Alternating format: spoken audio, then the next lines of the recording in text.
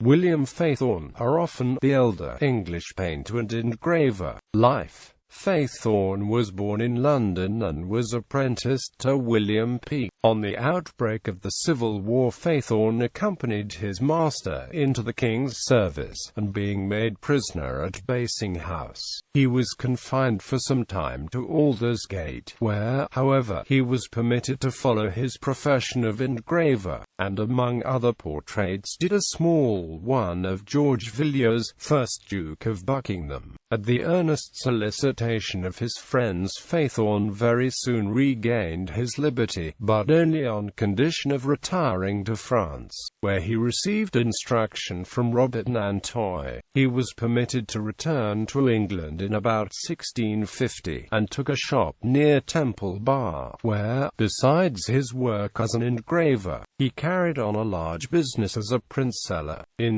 1680 Faithorne gave up his shop and retired to a house in Blackfriars, occupying himself chiefly in painting portraits from the life in crayons. Although still occasionally engaged in engraving, it is said that his life was shortened by the misfortunes, dissipation, and early death of his son William. He was buried in the church of St Anne, Blackfriars, on the 13th of May 1691. Work. Faithorne is especially noted as a portrait engraver, his subjects including Sir Henry Spelman, Oliver Cromwell, Henry Somerset, Marquess of Worcester, John Milton, Queen Catherine, Prince Rupert of the Rhine, Cardinal Richelieu, Sir Thomas Fairfax, Thomas Hobbes, Richard Hooker, Robert Devereux, 2nd Earl of Essex, and Charles I.